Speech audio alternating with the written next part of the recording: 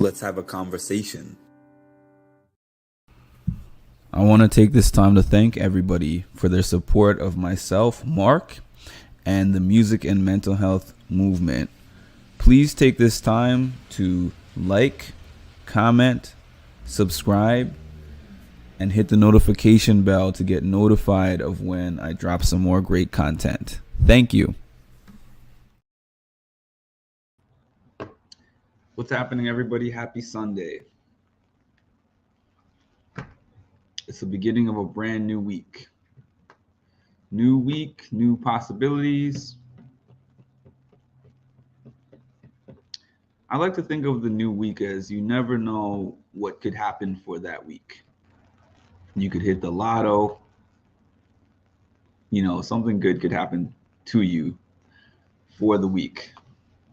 If you wonder why I look so tired, it's because I had a photo gig yesterday. So I'm tired, finished late,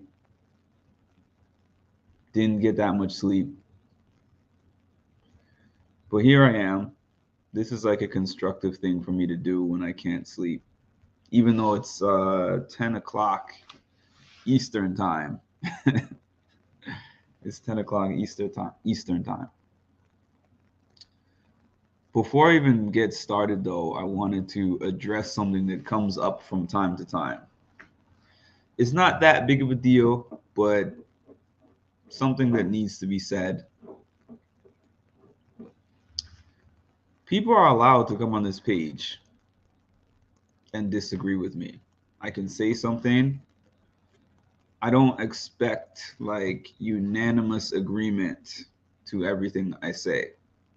Not if it's a reality TV opinion, not if it's a opinion about sports, politics, celebrities. It doesn't matter. There's no way that I'm going to get on here on some public platform and say something and everybody is just going to agree with it. So it's a myth to say that I hop on here and expect that everyone agrees with me and that if they don't agree with me, I block them. That's not the case. Hi, Dolly. Some of my most dedicated supporters don't agree with me on every topic. And that's fine. I prefer that. I only want you to say you agree if you agree. Now, the part that makes me block people is the disrespect. Some people are like, no, leave them there. They're good for the algorithm. I don't care about the algorithm, to be honest with you. I've done just fine without the algorithm. I don't feel like the algorithms have ever really been in my favor anyways. I don't tolerate disrespect. On this platform and on this space, I can choose who gets to talk to me and who does not. In my everyday, day-to-day life, there's a world full of choices that I can't make. I can't choose who my coworkers are. I can't really choose who my boss is. I can't choose for there not to be all this New York traffic. I can't choose to change the tax situation in New York City.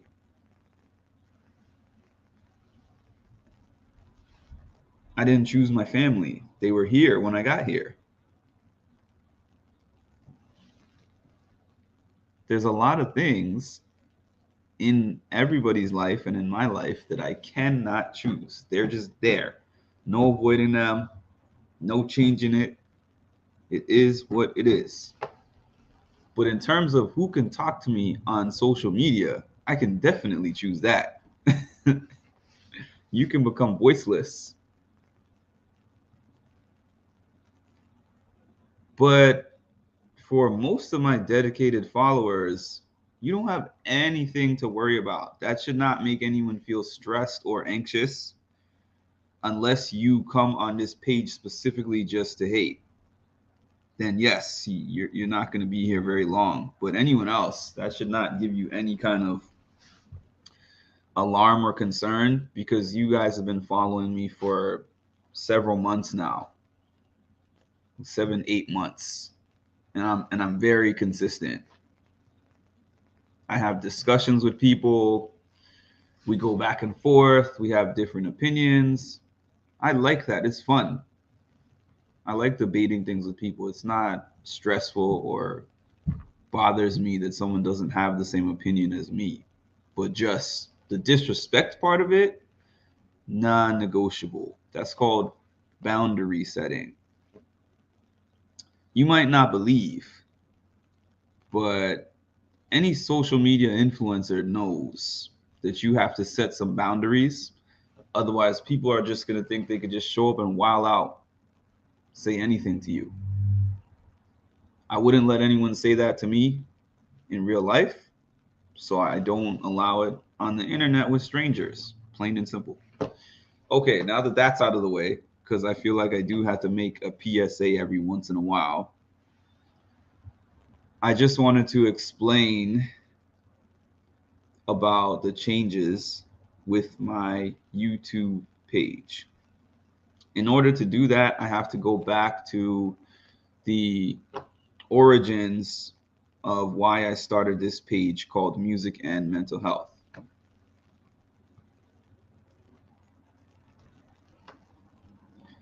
Obviously, it's just like what the name says, music and mental health. It's not a hard concept, straightforward, plain and simple, music and mental health. Mental health, because I am a working peer specialist in the field of mental health. And music is something that has been in my soul from the day I was born. I used to sing a lot, and then I started playing the piano. I started to play the saxophone. I played several different instruments, at least a little bit, but there's a few that I play consistently, and there's some that I play not as consistently, but music has helped get me through some serious, tough times that I faced in life. Matter of fact, when my anxiety and depression were at their worst, music was my one saving grace.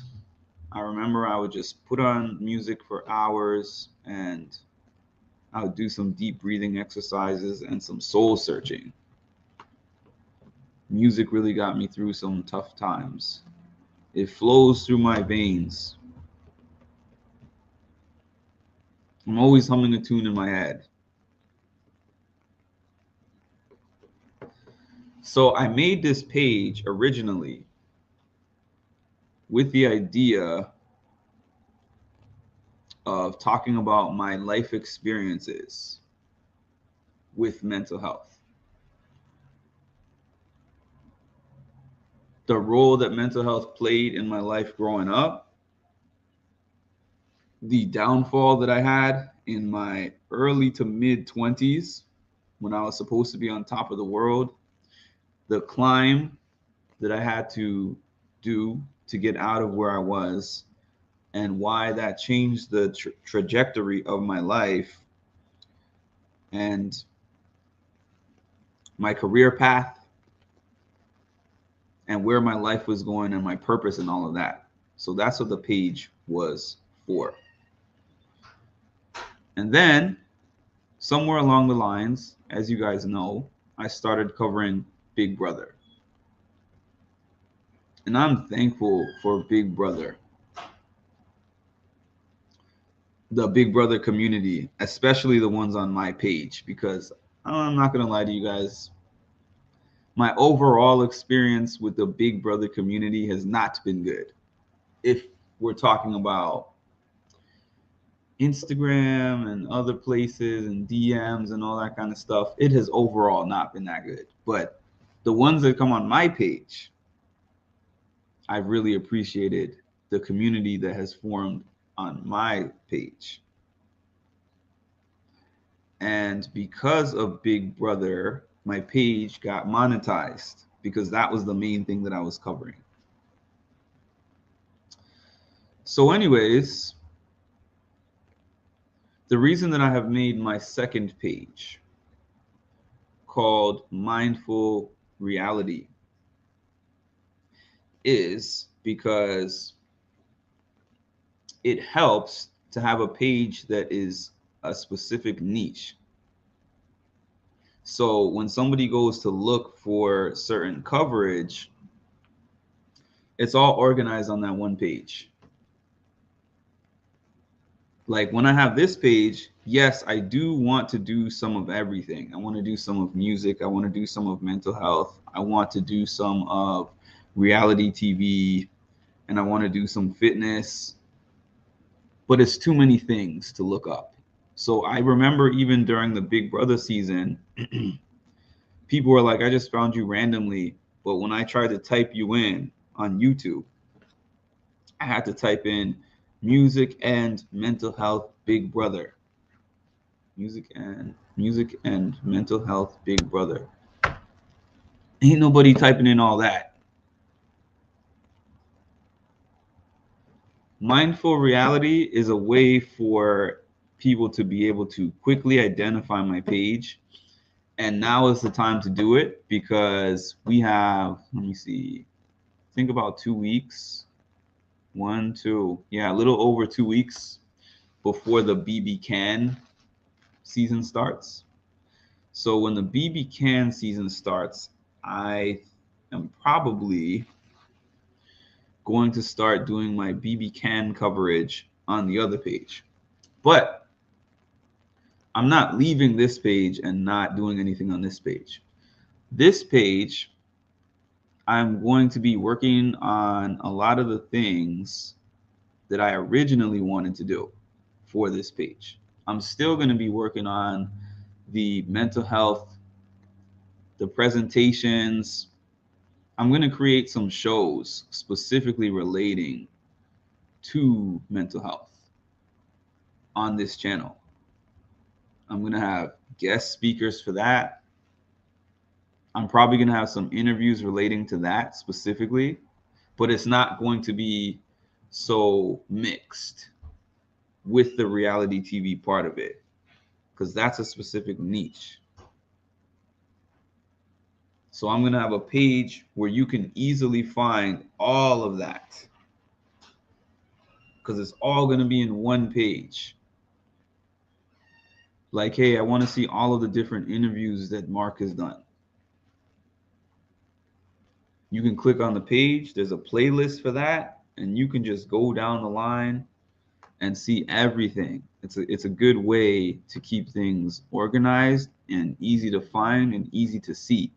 It also helps me for when I reach out to some of these reality TV stars, because often what I get is after I send them an email or a DM or whatever and they respond, it's like, hey, can I see your page? So I link them to the page and they're probably looking through it like, well, what is this page actually about? Yeah, I think mine and Danny channel starts in 2 weeks. So instead of them guessing what my page is about or having to scroll through the whole page and be like, where can I find the reality TV experience? The whole page is dedicated to that because anybody who has done this knows that your page is basically your resume when you're reaching out to these people. They don't know you unless you have some kind of connection. Me, y'all know I don't know any of these people. Every single interview that I have ever gotten, which is only what, 3 or 4? Let me see. John Brennan, Wes, Ayana, and Alyssa. Alyssa Lopez is number 4. All 4 of them was just shot in the dark. send them an email or a DM or whatever, ask them and see what happens. And honestly, I would say all four of them, but particularly Ayana and John Brennan, didn't really say yes off of the strength of my page. They just said yes because they said yes. Well, Ayana gave me reasons why she said yes.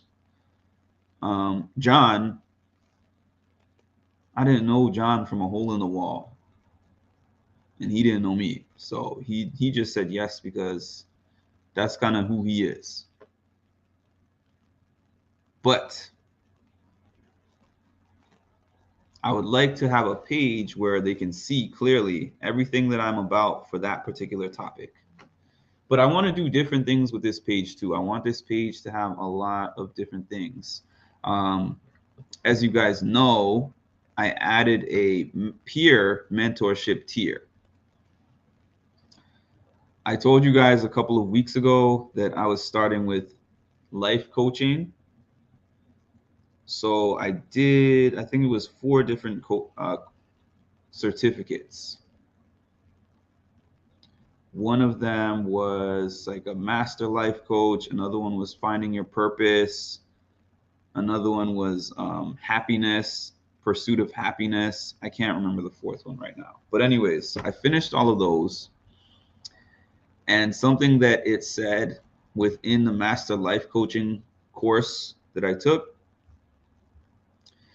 is that you have to find your specific niche as a coach, because everyone is not an expert at everything. So my specific niche for coaching is anxiety coaching and motivation coaching, because those are 2 things that I specialize in. Getting past your anxieties and minimizing them, finding effective coping strategies, and finding your motivation on where to get started. So I have everything about that tier. It's a second tier for now. I made it affordable, even though I know some people might say, oh, $34.99 is not really affordable. I'm not going to say how much I paid for my coaching sessions, but I'll just say that it was definitely not $34.99 for the coaching sessions that I paid to have. So you're going to get a good amount of things for that tier. You're going to get a good amount of things for that tier. And the cool thing is, based on it being a YouTube subscription, that means that it's not like something that you have to commit to for 10 weeks, 12 weeks. I probably will have something like that down the line, but because I'm just starting out and also I don't know how much time I have, and because if I'm locking in with somebody, you guys see my process with everything. So I'm going to put my all into whoever signs up for that mentorship coaching program. So I have to know that I have enough time to be able to juggle all my other responsibilities and to do that too. So there's that. I'm going to be making more videos about, some of them probably about me. I want to make a documentary video. I've been wanting to do that for years. The sad part is,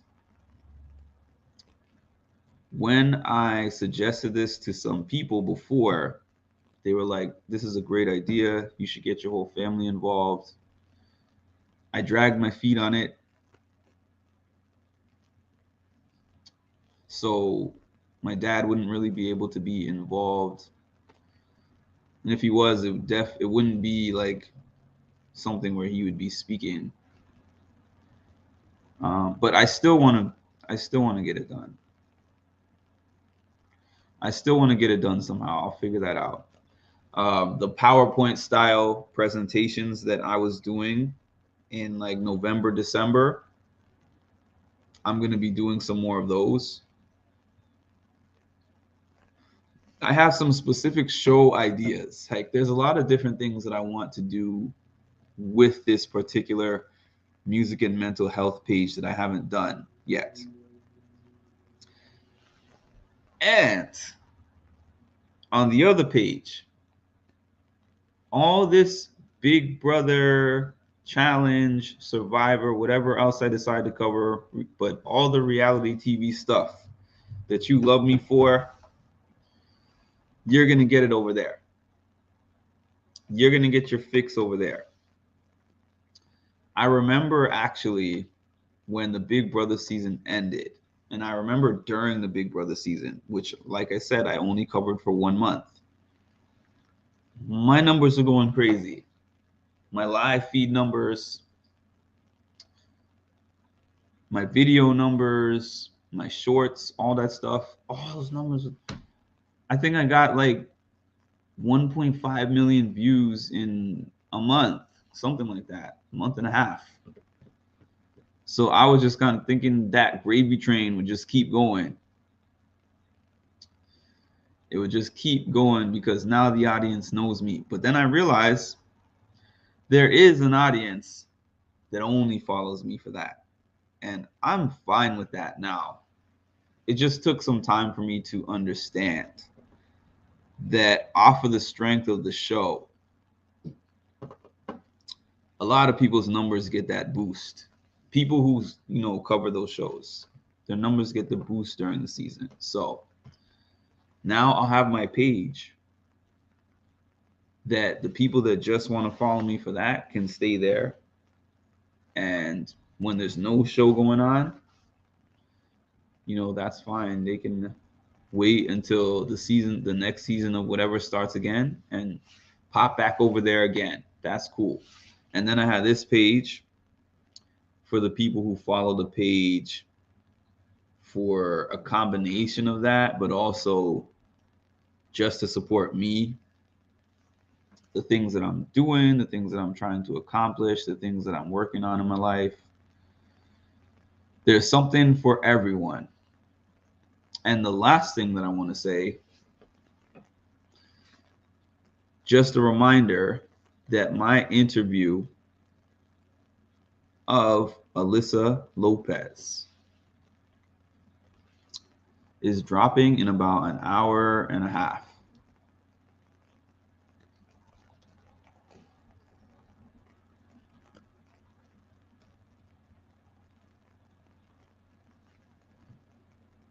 You can type this into the YouTube search. Some people said the link wasn't working. So if the link's not working for you, just go into a YouTube search and type in mindful reality. And don't spell reality R-E-A-L-I-T-Y. R-E-A-L-I-T-E-A. Mindful reality. This is also the name of my new Instagram page, which doesn't have much on it, but follow it anyways. And it's also the name of my Twitter page, because it's important to have connected pages where you can easily be found. So definitely tune in an hour and a half, which is noon Eastern, onto this page, and my interview with Alyssa Lopez is dropping there. It is my first Big Brother interview. I said this to you guys before, but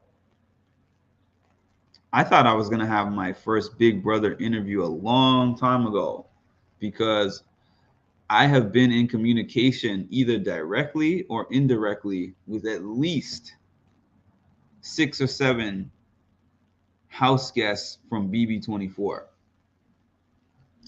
And I just assumed by now at least one of them would have given me an interview. And I've met some house guests too, and I tried to get interviews with them too.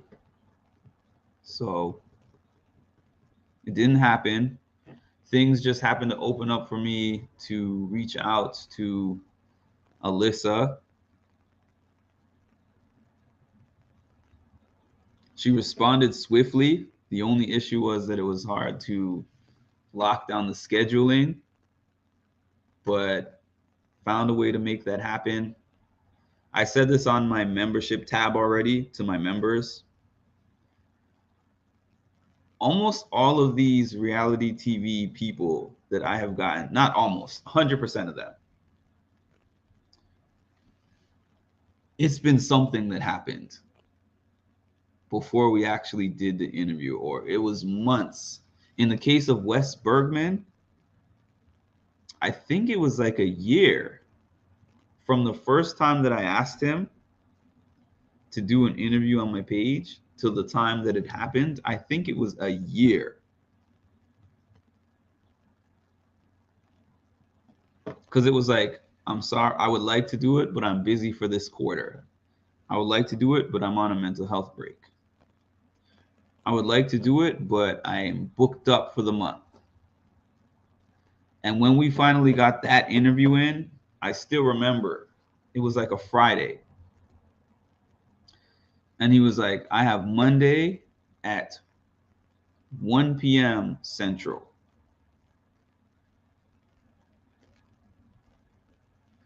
Which was 2 p.m. my time, which was in the middle of my workday. And it was less than 48 hours away. And he was like, I know it's last minute, but if you have time on that specific day and time for 1 hour, I can do it. And I was like, whoo, thinking to myself, this is a bad time. It is very short notice, but I want this interview. So I'm going to find a way to shift things around to make things work. The interview with Ayana, there was a lot going on with that. That was a whole story. There's a lot going on with that. I had to reach out to a producer because the producers have contracts with these people during the times when the shows are live, especially. I looked at the Big Brother application and I was like, this is real serious. So I know now that they have rules about interviews, especially during an active season that's currently on. So the producer that I was supposed to reach out to never got back to me. And I reached back out to Ayana during the off season, and she was like, I'm sorry that the person didn't reach back out. They're no longer working with the company anymore. The time that we scheduled was inconvenient, but I took it. And then so it goes. There's more details, but I'm not going to sit here and give all the details.